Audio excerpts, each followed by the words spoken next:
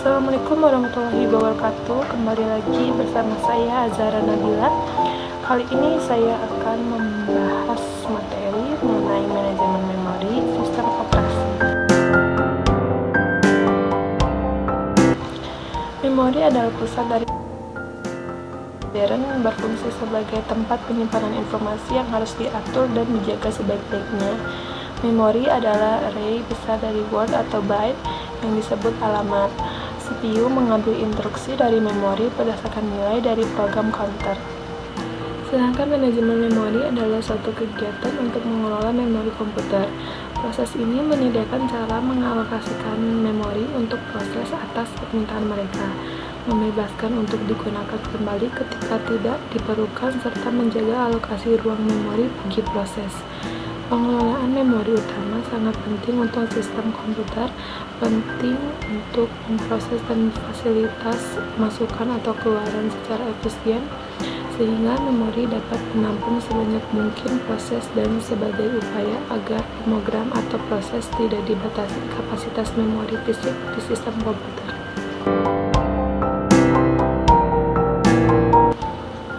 Jenis-jenis memori diantaranya ada memori kerja, ada ROM,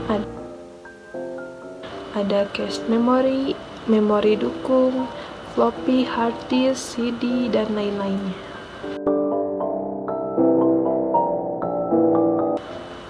Yang pertama, utilitas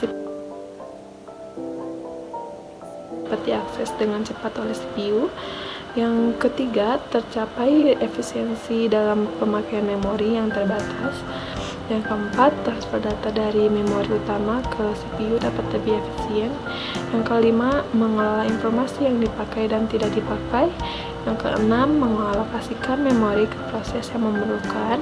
Yang ketujuh, mendealokasikan memori dari proses setelah selesai. Yang terakhir, mengelola swapping atau paging antara memori utama dan disk.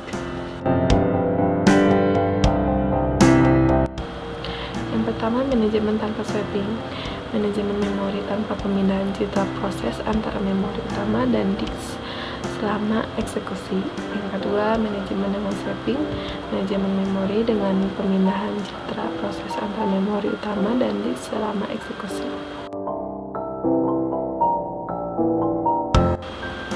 Terdapat dua cara menempatkan informasi ke dalam memori kerja. Yang pertama, alokasi memori berurutan atau contiguous allocation.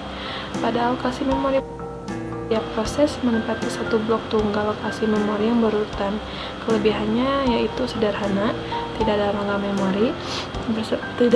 memori bersebaran, proses berurutan dapat dieksekusi secara cepat. Kekurangannya yaitu memori boros, tidak dapat disisip apabila tidak ada satu blok memori yang mencukupi.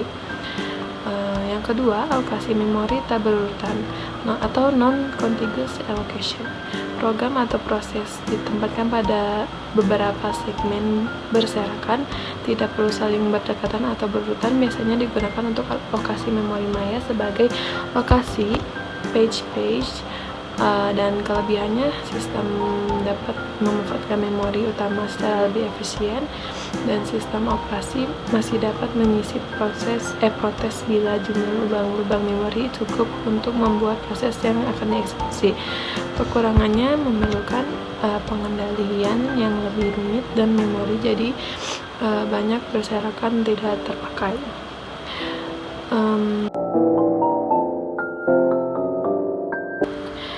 Yang pertama, manajemen statis. Dengan pemartisian statis, lokasi.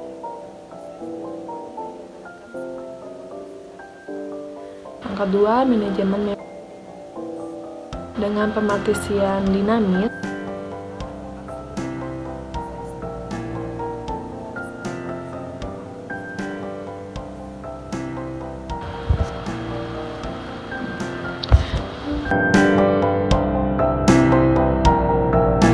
Yang pertama, monoprogramming.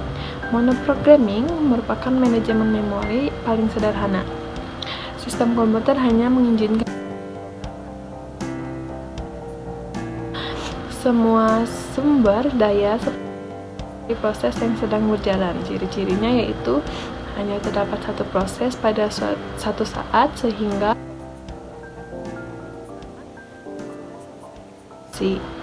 yang kedua, hanya satu memori. Yang ketiga, pemakai memusatkan program keseluruhan memori dari disk atau tape. Yang keempat, program mengambil kendali seluruh mesin. Yang kelima, masih dipakai untuk sistem kecil, yaitu sistem tempelan yang menempel. 6. Sistem-sistem tempelan menggunakan prosesor kecil seperti Intel 805. Yang ketujuh, sistem ini biasanya untuk mengendalikan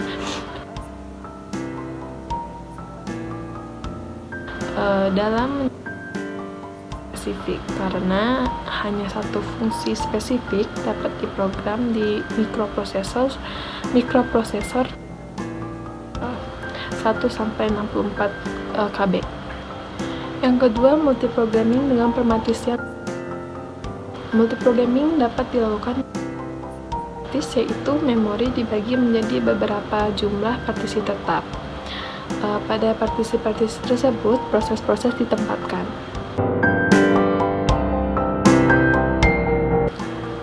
Strategi yang dikenal untuk mengatasi hal tersebut adalah memori maya. Memori maya menyebabkan sistem seolah-olah memiliki banyak memori dibandingkan dengan keadaan memori fisik yang sebenarnya.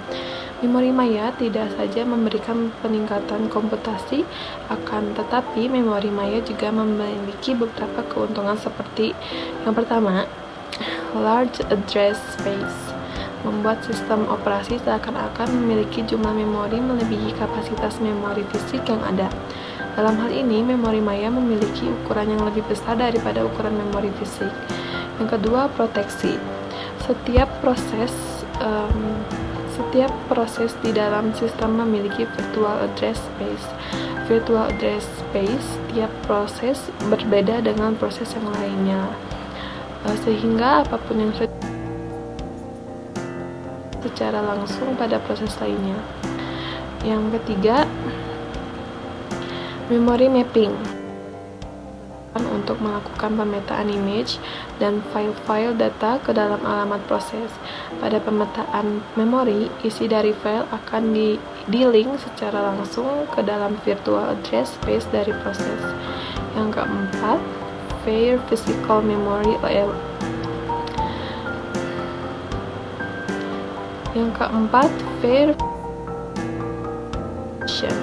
Digunakan oleh manajemen memori untuk membagi penggunaan memori fisik secara adil ke setiap proses yang berjalan pada sistem. Yang kelima, shared virtual memory. Meskipun tiap proses menggunakan address space yang berbeda dari memori maya, ada kalanya dihadapkan untuk saling berbagi penggunaan memori.